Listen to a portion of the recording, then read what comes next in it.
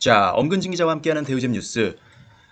이번 시간에는 현재 네이버 부동산 페이지에서 이제 가장 많이 본 뉴스로 집계된 탑5 뉴스를 한번 살펴보면서 최근에 가장 관심이 있고 또 부동산 시장을 뜨겁게 달구고 있는 그런 소식들은 어떤 것이 있는지 살펴보는 시간으로 준비했습니다. 자, 네이버 부동산 페이지 지금 보면 이제 여기 주간 뉴스 순위가 나오는데요. 자, 첫 번째 1위. 실거래가 6억인데 호가는 10억인 수도권. 후유증 우려라는 제목입니다. 어떤 내용인지 살펴보시죠. 경기도 용인과 수원 등에서 국민주택 규모인 전용 85제곱미터 기준으로 10억 원을 훌쩍 웃도는 매물이 등장하고 있다라는 겁니다. 최근 이뤄진 실거래 가격은 물론 비슷한 면적 기준으로 서울 중위 매매가도 웃도는 가격이다. 그렇죠. 전용 85제곱미터가 10억 원을 훌쩍 웃돈다. 이거는 뭐 서울에서도 물론 많이 올랐지만 아직 85제곱미터가 10억을 훌쩍 웃돌지는 못하는 그런 매물들도 많이 있거든요. 서울에도. 그런데 경기도 용인과 수원에서 그런 매물이 등장하고 있다. 자, 전문가들은 서울과 비교해서 상대적으로 대출이 용이한 데다 최근 개발 호재가 터져 나오면서 갈 곳 없는 투자 수요가 몰려서 일어난 현상이라고 보고 있다라는 것이죠. 네. 그렇죠. 최근에 이제 대출에 대한 그런 규제가 강화되면서 규제 지역, 특히 서울 같은 경우는 이제 대출에 대한 기대가 많이 할 수 없는 상황이고요. 또 경기도 일대에 개발 호재들이 조금 줄줄이 있으면서 그런 호재들이 몰려 있는 곳이라면 혹은 주요 개발 호재가 있는 곳이라면 아무래도 가격 상승 흐름이 발생할 수밖에 없겠고요. 이런 것들이 복합적으로 지금 수도권 일부 지역의 그 부동산 가격을 좀 끌어올리고 있다라고 보고 있는 것 같습니다. 그런 사례로 이런 것들이 지금 나오고 있는데요. 용인, 수지구 성복동, 수원 장안구 정자동 이런 아파트 단지들의 가격. 다만 지금 나오고 있는 것들이 물론 실거래가도 기록이 되고 있긴 합니다만 대부분은 호가, 그죠? 집주인들, 매도인이 부르는 호가가 상당히 좀 많이 뛰고 있다는 것입니다. 그래서 이런 부분들은 실제 거래될 수 있는 가격인지 아닌지를 좀 구분해서 보셔야 되겠고요. 집주인들이 일단은 지르고 보는 그런 가격일 수도 있으니까요. 네, 그런 부분들은 잘 구분해서 보셔야겠다라는 것이고, 이제 아까 앞서서 개발 호재 말씀드렸는데 이제 신분 당선, 연장선 이런 것들이 수원 쪽에는 수원 호매실에는 상당히 호재인 건 사실이죠. 이 신분 당선, 연장선이 과거에 이미 계획이 되고 발표가 되고 그런 것들이 반영이 됐었다가 한동안 계속 그 예비 타당성 조사나 이런 부분들에서 발목이 잡히면서 진행이 되지 못하고 있다가 이제 그 예비 타당성 조사를 통과했거든요. 그러면서 이제 집주인들이 무섭게 호가를 올리는 분위기다. 이렇게 지금 전해지고 있습니다. 자, 이렇게 역세권이라는 어떤 개발 호재, 입지 강점도 있지만 대출 규제에서 상대적으로 자유롭다. 이런 영향도 설명이 되고 있습니다. 서울에서는 이미 서울 전역이 투기 과열지구로 묶여 있는 상황이고요. 이 투기 과열지구에서는 9억 초과분에 대해서는 담보인정 비율 LTV가 20%로 줄게 되고 15억을 넘는 초고가 아파트는 아예 주택담보대출이 불가능해진 그런 상황인데 수도권 같은 경우는 지금 과천이나 광명, 하남, 성남 분당구는 여전히 투기 과열지구이기 때문에 역시 여기도 서울과 같은 규제를 받지만 경기 구리, 안양 동안구, 수원 팔달구 이런 곳은 조정 대상 지역이긴 하지만 집값의 60%까지 대출 받을 수 있고요. 또 조정 대상 지역도 아니면 이보단 조금 더 대출을 받을 수 있는 상황이기 때문에 아무래도 대출을 최대한 받을 수 있으면서 뭔가 개발 호재가 있는 지역, 이런 지역들이 투자 수요를 유인할 수 있는 그런 곳이 되겠죠. 그래서 전문가들의 이야기도 역시 풍선 효과 이런 부분들을 말씀하고 있습니다. 풍선 효과 그런 공통점들을 얘기하고 있고 하지만 그것이 장기화하기는 어려울 것이다 라는 또 평가도 나오고 있습니다. 향후 가격이 더 오르는데 한계가 있을 수 있다 이런 평가들이 있기 때문에 이런 지금 현재의 흐름 풍선 효과가 나타나는 흐름은 충분히 이해하시면서도 무리한 결정이나 이런 부분들은 좀 신중하게 하셔야 된다 라는 것을 생각해 보게 되는 그런 뉴스가 아닌가 싶습니다. 자, 두 번째 뉴스는 3주택 이상엔 종부세 더 높여야 다주택자 추가 과세 고비죄는 당정이라는 제목입니다. 보유세에 대한 세금에 대한 이야기죠. 자, 정부와 여당이 3주택 이상 소유자에 대한 보유세 추가 강화 카드를 만지작거리고 있다. 지금 또 뭐가 얘기가 나오고 있나 봅니다. 이미 이제 지난해 12월 16일 부동산 대책에 따라서 이 종합부동산세 인상안이 막 이제 나오고 있지만 벌써부터 추가 과세안이 거론되고 있고요.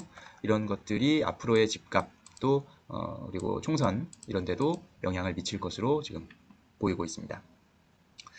통계청 자료에 따르면 2018년 기준 국내 3주택 이상 보유자가 47만 1000명으로 집계가 되고 있는데요. 이거는 전체 주택 소유자의 3.3%에 달한다고 합니다. 그러니까 여기서 지금 말하고 있는 3주택 이상 보유자, 종부세를 더 올려야 된다고 판단되는 이 3주택 이상 보유자 숫자가 전체로 따지면 한 3% 정도다. 그러니까 얼마 안 된다는 거죠. 그러니까 보통 이제 종부세 올린다고 하면 뭐 세금 폭탄이다, 뭐 힘들어진다 이런 이야기를 하는데 그게 모두가 해당되는 얘기가 아니라 전체 중에 한 3% 정도만 해당되는 얘기다. 그런 거죠. 특히 여당에서 이제 지금 이인영 더불어민주당 원내대표가 최근에 라디오 인터뷰에서 이 3주택자 이상에 대한 종부세율 강화에 대한 검토 가능성을 언급을 했고 총선 결과에 따라서 국회에서 관련 법안 처리 여부를 결정하는 것이 하나의 방법이다 이렇게 얘기를 하고 있고요. 또 국회 기획재정위원회 여당 간사인 김정우 의원도 부동산 3채를 가진 사람과 5채를 가진 사람에게 동일한 세금을 부과하는 것이 조세정의 측면에서 적정한지 검토가 필요하다 이런 이야기를 했습니다. 그러니까 집을 많이 가진 사람일수록 조금 더 세금을 부과해야 하는 것 아니냐라는 의견이고요. 여당의 이런 그 입장에 대해서 정부도 그렇게 반대하는 입장은 아닌 것 같습니다. 보유세 추가 강화 가능성을 내비치고 있는데요.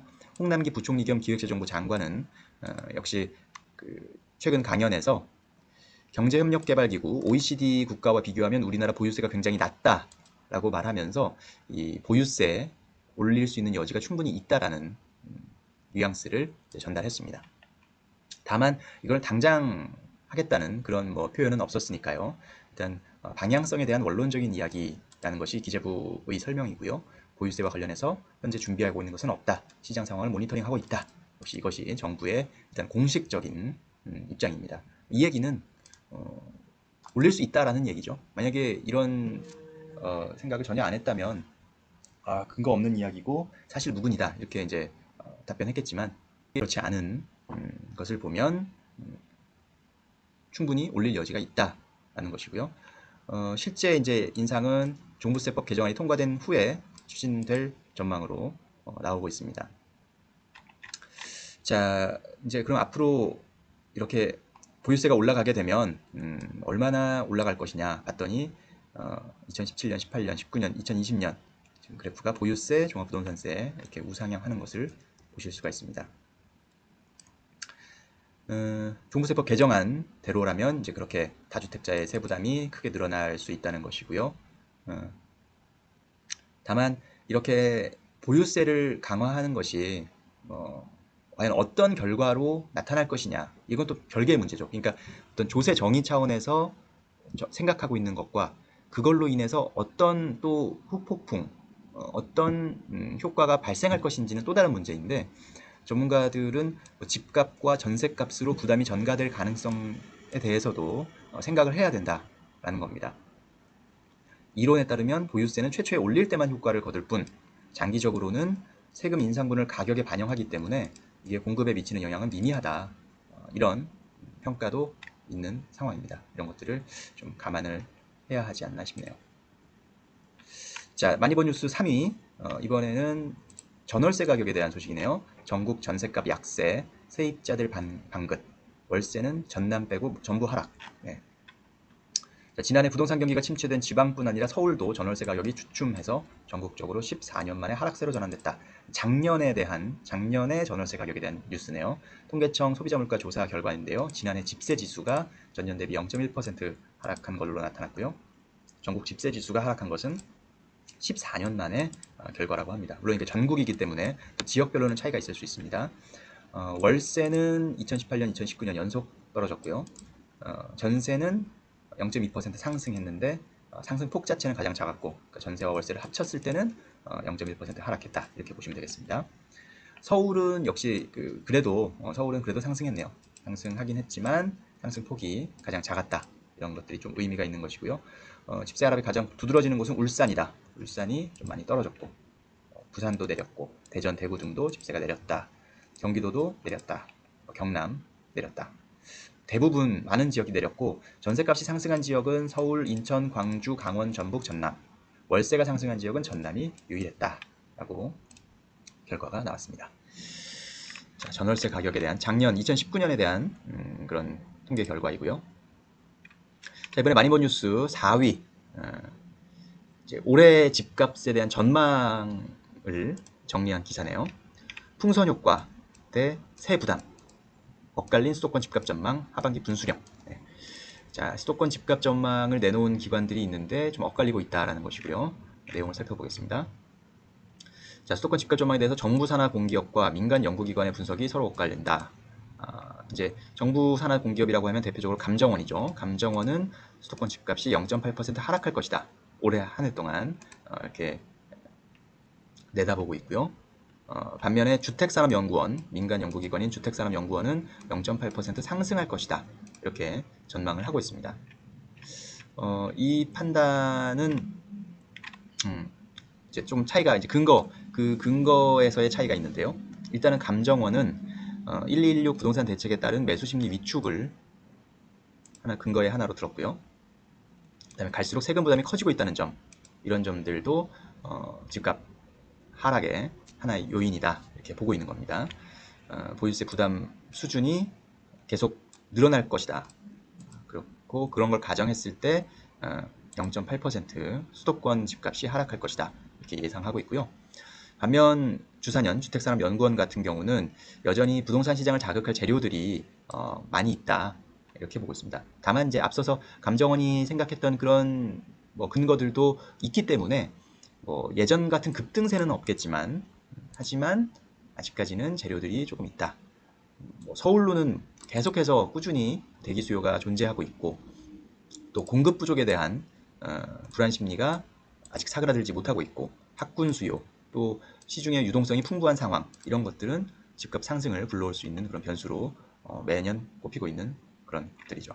그래서 이런 것들이 과연 어떻게 실제로 어떤 결과로 나타날지는 지금 속단할 수가 없죠. 누가 맞고 누가 틀리고를 여기서 지금 판정을 지을 수는 없습니다. 다만 이쪽의 논리는 이런 논리, 저쪽의 논리는 저런 논리, 그 논리를 종합해서 소비자들이 잘 판단하시고 그런 변수에 대해서도 항상 유념하시고 대응책을 생각해 둬야 한다라는 것입니다. 그래서 잘 지켜보셔야 되겠네요. 자, 이제 마지막으로 5번째입니다. 강남 2억 강북 재건축도 후분양 줄이는 이유는 후분양이 최근에 조금 잇따라서 나오고 있는 것 같습니다. 강남권에서 시작한 후분양 바람이 강북권으로 번지고 있다. 강북 재건축 단지 중에 처음으로 후분양을 결정한 단지가 나왔고 이것은 이제 분양가 상한제를 적용받더라도 앞으로 땅값 상승분에 조금 기대해 보겠다라는 판단에서 이런 결정이 나왔다는 것이죠. 서울 마포구 아현 2구역 재건축 조합이 일반 분양 물량을 후분양하기로 결정했다라는 겁니다. 자, 이제 후분양, 그러니까 분양가 상한제가 적용되면 이 일반 분양가를 산정할 때 그 분양 시점의 공시지가를 주된 평가 요소로 삼게 되는데 후분양을 하게 되면 지금 분양을 하는 것이 아니라 짓고 나서 이제 분양을 하는 거죠. 짓는 거의 다 지어진 상황에서 분양을 하게 되니까 지금보다 몇 년 더 뒤로 가는 거고 그 사이에 공시지가는 또 꾸준히 오를 것이기 때문에 그 오른 상황에서 그 오른 공시지가를 기준으로 분양가가 산정이 되면 아무래도 조금 더 많은 사업비를 충당할 수 있는 그런 상황이 되니까 조합에서는 차라리 그게 낫다라고 판단하는 거죠. 만약에 4월 전까지만 입주자 모집 공고를 내면 분양가 상한제를 피할 수는 있는데 어차피 지금 주택도시보증공사를 통해서 분양가도 어느 정도 통제를 받고 있는 상황이기 때문에 분양가 상한제를 피하더라도 일반 분양가를 그렇게 높이 못 받을 거면 차라리 분양가 상한제를 적용받더라도 후분양을 통해서 그 기준선이 올라갔을 때 그 기준선에 따라서 일반 분양가를 산정받자 이런 판단을 하고 있는 것 같기도 하고요. 또 정권이 바뀌면 상황이 변할 수도 있다. 이런 기대도 하고 있는 것으로 분석이 되고 있습니다. 이미 강남권에서는 후분양을 결정한 단지가 이미 존재하고 있죠. 서초구 반포동의 신반포 15차, 여의도 MBC 부지에 들어서는 브라이튼 여의도, 이런 사업장들도 후분양을 결정지은 상태이고요.